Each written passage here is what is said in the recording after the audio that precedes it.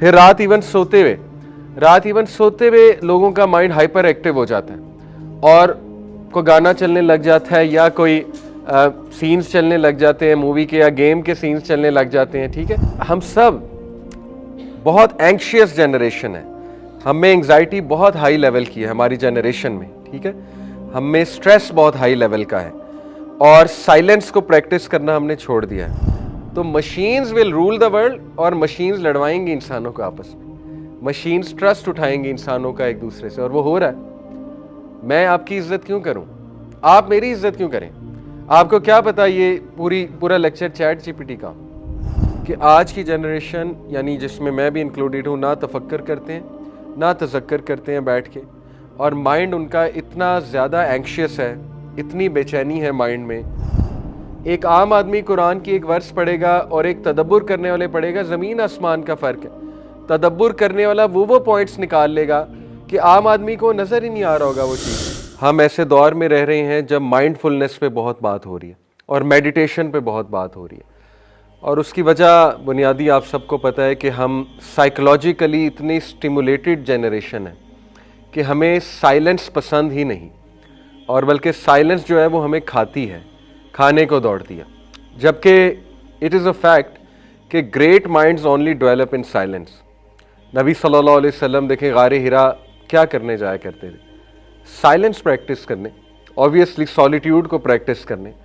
तो हम इतने साइकोलॉजिकली स्टिमुलेटेड जनरेशन है कि हर वक्त हमारा ब्रेन स्टिमुलेटेड है because of the constant sounds, music और वो अजीबोगरीब चीज़ें जो हम देखते हैं, जो बच्चे गेमें खेलते हैं। आप देखें कि घर में हर वक्त टीवी चल रहा है, तो जब टीवी चल रहा है घर में हर वक्त, तो उस पर ख़बरनामा भी चल रहा है या ऐड भी चल रहा है, तो म्यूज़िक चल रहा है, यानी हर वक्त हम म्यूज़िक सुन रहे हैं। All the time we are surrounded with music, और काफ़ी ऊंची आवाज़ में टीवी चल रहा होता है। इसी तरह हम कहीं ट्रैवल कर रहे हैं तो हमें साउंड चाहिए, हमें म्यूज़िक चाहिए, गाड़ी चलाते हुए हमें साउंड चाहिए, इवन हमें एक्सरसाइज करते हुए कोई साउंड चाहिए। तो मैं आपको बताना ये चाह रहा हूँ कि इसकी वजह क्या है। इसकी बुनियादी वजह ये है कि हम अनरेस्ट पे हैं, हमारा माइंड और हमारा हार्ट और हमारी सोल तीनों ही अनरेस्ट पे हैं, और हमें चैन चाहिए, हमें इत्मीनान चाहिए। तो ये चैन और इत्मीनान आज के दौर का बहुत बड़ा टॉपिक है। इसीलिए पॉजिटिव साइकोलॉजी में पूरा एक चैप्टर डेडिकेट किया गया है माइंडफुलनेस को। माइंडफुलनेस बेसिकली क्या है? माइंडफुलनेस है बीइंग इन द मोमेंट, यानी उस मोमेंट में रहते हुए कॉन्शियसनेस के साथ ज़िंदगी गुजारना, ना माजी में जाना, ना फ्यूचर में जाना, ना ही किसी और चीज़ में खो जाना।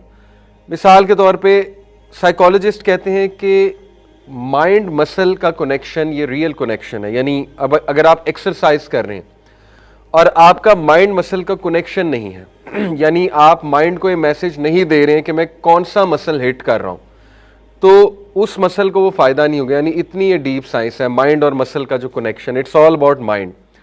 इसी तरह साइकोलॉजिस्ट कहते हैं कि अगर आप खाना खाते हुए माइंड और जो भी खाना है उसका कनेक्शन डेवलप नहीं कर रहे हैं, तो वो खाना भी आपको सही न्यूट्रिशनल वैल्यू नहीं देगा। अब ये बहुत अजीब बात है, और आप उसको मील को एंजॉय भी सही से नहीं कर सकेंगे।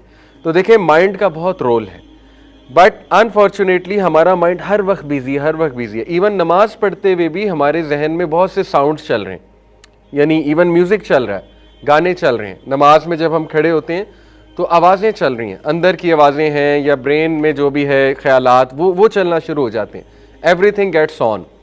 फिर रात इवन सोते हुए लोगों का माइंड हाइपर एक्टिव हो जाता है और कोई गाना चलने लग जाता है या कोई सीन्स चलने लग जाते हैं मूवी के या गेम के सीन्स चलने लग जाते हैं। ठीक है, तो मैं आपको बताना चाह रहा हूँ कि हम सब बहुत एंग्शियस जनरेशन है, हम में एंग्जाइटी बहुत हाई लेवल की है हमारी जनरेशन में। ठीक है, हम में स्ट्रेस बहुत हाई लेवल का है, और साइलेंस को प्रैक्टिस करना हमने छोड़ दिया है, और साइलेंस की अब हमें आदत नहीं है। इनफैक्ट हम साइलेंट बैठें तो हमें 2 मिनट बाद दौरे पड़ जाएंगे, यानी हमारा वर्ल्ड अपसाइड डाउन हो जाएगा अगर हम साइलेंट बैठना शुरू कर दें। थरथल्ली मच जाएगी, बेचैनी होने लग जाएगी, और हमें गश पड़ने लगेगा कि हमारी ज़िंदगी कहाँ जा रही है। तो उस साइलेंस को ख़त्म करने के लिए फ़ौरन हमें स्टिमुलेशन चाहिए। वो स्टिमुलेशन गेमों की शक्ल में हो या नेटफ्लिक्स की शक्ल में हो या बस लैपटॉप पकड़ के बैठ जाएं उस शक्ल में हो या मोबाइल खोल कर बैठ जाएं या रील्स देखते रहें और स्क्रॉलिंग करते रहें उस शक्ल में हो। तो ये सारी तमहीद मैं इसलिए बांध रहा हूँ कि ये टॉपिक इतना इंपॉर्टेंट है, साइकोलॉजिकल बेनिफिट्स ऑफ सलाह एंड स्ट्रेस मैनेजमेंट थ्रू सलाह, कि आप लोग कैन बी लिटरली, मुसलमान के पास जो कंटेंट है ना, अगर आप लोगों को समझ लग जाए वो क्या कंटेंट है, यानी माइंडफुलनेस का टॉपिक जब मैं गोरों का पढ़ता हूँ तो मुझे ऐसे लगता है नर्सरी क्लास का बच्चा बात कर रहा है। लिटरली जब मैं उनकी सेल्फ हेल्प बुक्स पढ़ता हूँ मुझे ऐसे लगता है नर्सरी क्लास का बच्चा बात कर रहा है। और कंपेयर्ड विद इस्लाम, और जब मैं इस्लाम को देखता हूँ, हदीस को देखता हूँ, नमाज को देखता हूँ, मुझे लगता है PhD लेवल का बंदा बात कर रहा है। इतना फ़र्क है, इतना आगे हैं आप उनसे, इतना आगे हैं आप उनसे इन टॉपिक्स में। इन टॉपिक्स की ख़ास बात कर रहा हूँ, माइंडफुलनेस, मेडिटेशन, ठीक है, और how to revive our lives, how to become a deep thinker. आप कभी इमाम इब्न क़य्यिम का कॉग्निटिव बिहेवियरल मॉडल पढ़ें, गूगल पे जाकर लिखें कॉग्निटिव बिहेवियरल मॉडल इमाम इब्न क़य्यिम, देखें वो बातें की हुई हैं जो वेस्ट को शायद 20 साल और लग जाएं वहाँ आते हुए। वो बातें उन्होंने की हुई हैं। उन्होंने 4 स्टेप्स बताए एक डीप थिंकर बनने के लिए, जो नीड ऑफ द आवर है, आज के दौर में नीड ऑफ द आवर है ये स्टेप्स। तफक्कुर, उसके बाद तज़क्कुर, फिर एतबार और उसके बाद तदब्बुर। ये 4 स्टेप्स हैं इमाम इब्न क़य्यिम के बेसिकली कॉग्निटिव बिहेवियरल मॉडल के। तफक्कुर है कि तफक्कुर का मतलब फ़िक्र करना नहीं है, ऑल्दो फ़िक्र से निकला है, लेकिन ये उर्दू वाली फ़िक्र नहीं है। तफक्कुर का मतलब है कि किसी चीज़ के बारे में सोचना और ज़ाहिर है कोई विज़न या कोई फ़िक्र लेकर चलना। मिसाल के तौर पे तफक्कुर ये है कि आप कभी बैठकर 10 मिनट अल्लाह सुब्हानहू व तआला के बारे में सोचें, अल्लाह की नेमतों के बारे में सोचें, अल्लाह ताला आपके साथ कितना लीनियंट है इसके बारे में सोचें, अल्लाह ताला आपको कितने चांसेस देता है इसके बारे में सोचें, अल्लाह की ग्रेटनेस के बारे में सोचें। मतलब लिटरली गैलेक्सीज को माइंड में लाएं, ब्लैक होल को माइंड में लाएं और उन आयात पे गौर करें कि सुभान अल्लाह, अल्लाह ताला की क्रिएशन में कितनी वैरायटी हमें नज़र आ रही है। और वो वीडियोस को आप माइंड में लाएं कि सुभान अल्लाह, by, the way be works, उसको कौन इंस्ट्रक्शन दे रहा है हेक्सागोनल छत्ता बनाने की, जो फिशेस हैं वो किस तरह से समंदर में ज़िंदगी गुजार रही हैं। तो ये तफक्कुर है सारा, कि बैठकर एक बंदा गौर व फिक्र कर रहा है, ठीक है, गौर व फिक्र को तफक्कुर कहते हैं। यहाँ से वो चीज़ शुरू हो जाती है डीप थिंकर बनने की पूरी एक साइंस। तफक्कुर के बाद है तज़क्कुर। तज़क्कुर क्या है? तज़क्कुर है द प्रोसेस ऑफ इंटरनलाइजेशन, ठीक है। द प्रोसेस ऑफ इंटरनलाइजेशन क्या है? इसका मतलब होता है कि एक चीज़ को सोच कर इंटरनलाइज भी करना। देखिए, सिर्फ सोचना इनफ नहीं है। जैसे मैं और आप यहाँ बैठकर सोचने लग जाएं, बहुत अच्छा सोचें, उसके बाद घर चले जाएं, रील्स देखें 100 के करीब, तो वो उड़ गई, वो चीज़ जो सोची थी वो तो गई, ठीक है। तो तज़क्कुर इमाम इब्न क़य्यिम के मुताबिक क्या है? उस चीज़ को राइट डाउन करना, ठीक है। लोग डायरी लिखा करते थे किसी दौर में, मेरे दौर की बात है, और this is very sad, quite sad, कि मिलेनियल्स, हम मिलेनियल्स हैं ना, जो 1980s में या अर्ली 1990s में जिनकी बर्थ हुई है, उनको मिलेनियल्स कहते हैं। Millennials are the last generation on earth who can tell what the world was without social media. You guys can't. Gen Z ने आंखें ही सोशल मीडिया के और स्मार्टफोन के दौर में खोली।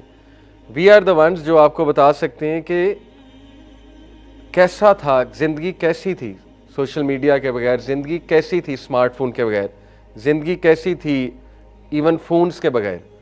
हम आपको बता सकते हैं वो जो कैसेट होती थी रील वाली, फिर वो जो वीडियो कैसेट होती थी, VCR क्या था, ठीक है। तो ये दिस इज़ क्वाइट सैड कि वो जनरेशन ख़त्म होने वाली है। Anyway, coming back to the topic, तो तज़क्कुर होता है कि उस चीज़ को इंटरनलाइज करना, प्रोसेस करने के बाद, ताकि याद रहे। असल में एक सब्जेक्ट मैंने पढ़ा है साइकोलॉजी में, कॉग्निटिव साइकोलॉजी, उसमें अटेंशन का टॉपिक बहुत ज़्यादा इंपॉर्टेंट है कि अटेंशन स्पैन क्या होता है, अटेंशन रिटेन कैसे की जाती है, लॉन्ग टर्म मेमोरी क्या होती है, शॉर्ट टर्म मेमोरी क्या होती है, ठीक है, वगैरह वगैरह। तो उसमें ये चीज़ें पढ़ाई जाती हैं कि एक चीज़ को रिटेन कैसे करना है, अटेंशन को। इस पे बहुत एक्सपेरिमेंट्स हुए में, बड़ी इंटरेस्टिंग ये फील्ड है सारी। तो ये सारी जो चीज़ें हैं ये इसलिए आज सिखा रहे हैं साइकोलॉजिस्ट, क्योंकि उन्हें नज़र आ रहा है कि हमारी जो जनरेशन है, कमिंग जो जनरेशन है या करंट जो जनरेशन है, वो लिटरली मशीन्स बन जाएंगे, रोबोट्स बन जाएंगे और सोचना समझना छोड़ देंगे, तफक्कुर करना छोड़ देंगे, चीज़ों को नोट डाउन करना छोड़ देंगे, ठीक है ना, और चीज़ों को सीखना छोड़ देंगे। अब देखें chat GPT is quite intelligent. आप वहाँ पे लिटरली कुछ भी लिखें, आपको आउटलाइन बना के दे देगा। आप वहाँ पे जाके ये लिखें कि मैंने एक टॉक देनी है, टॉक का टॉपिक ये है और ऑडियंस की एज ग्रुप ये है, वो आपको एज ग्रुप के मुताबिक टॉक बना कर दे देगा, ठीक है। अब मैं अपने स्टूडेंट्स को असाइनमेंट देता हूँ, मेरी क्लास होती है मुस्लिम लेंस, उसमें मैं सिखा रहा हूँ पब्लिक स्पीकिंग के रूल्स और स्टोरी टेलिंग के रूल्स और how to design a talk. उसमें माशाल्लाह आते हैं काफ़ी लोग, तो ऑनलाइन क्लास होती है जूम पे। तो उसमें मैं स्टूडेंट्स को असाइनमेंट्स देता हूँ, आउटलाइन बनवाता हूँ उनसे किसी टॉक की, मिसाल के तौर पे कि टाइम मैनेजमेंट फॉर टीन्स, इसकी आउटलाइन बना के दिखाओ। अब मुझे पता लग जाता है चैट जीपीटी से कौन लाया। अब देखिए चैट जीपीटी की वजह से ह्यूमन बींग्स का ट्रस्ट उठ रहा है एक दूसरे से। मुझे क्या पता आपकी क्रिएटिविटी है या एआई की क्रिएटिविटी है। पोस्टर आप बनाएंगे बहुत अमेजिंग कोई, मैं आप पे शक करूंगा कि इसने मेटा एआई से बनवाया, इसकी अपनी ब्रेन, इसका अपना ब्रेन नहीं है, इसका अपना आइडिया नहीं है।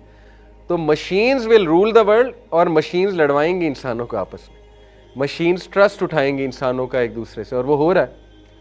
मैं आपकी इज्जत क्यों करूं, आप मेरी इज्जत क्यों करें?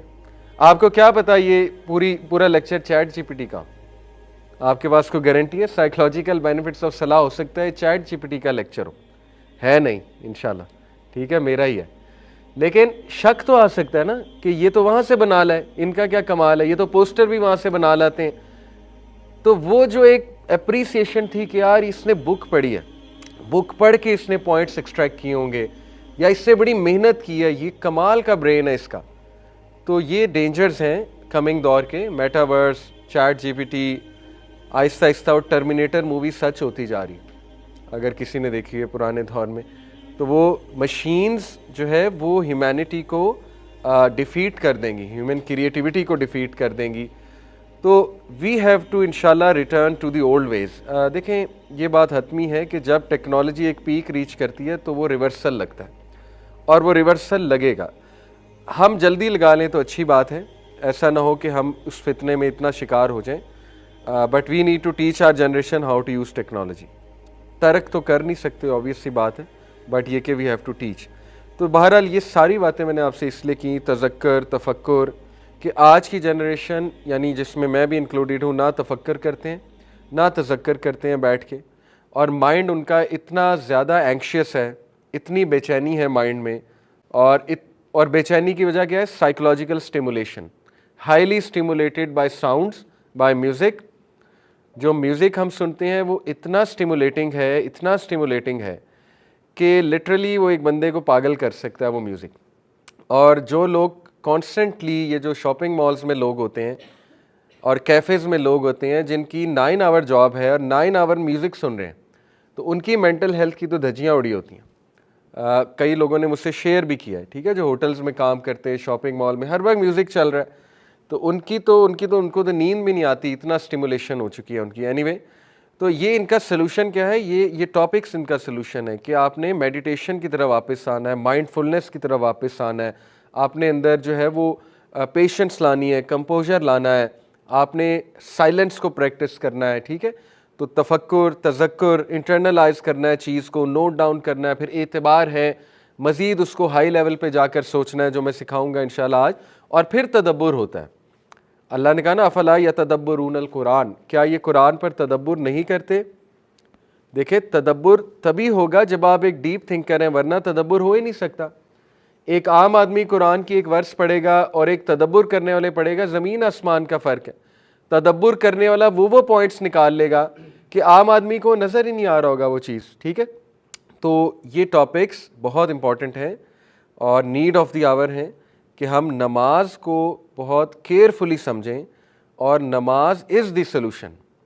ये बात नॉन मुस्लिम्स को शायद 10 साल बाद समय लग जाए, 5 साल बाद लग जाए, लेकिन हमें अभी समझ लेनी चाहिए कि नमाज इज़ दी ओनली सोल्यूशन। आज के हसल बसल के दौर में और स्ट्रेस के दौर में हमने अपनी नमाज पे मेहनत करनी है।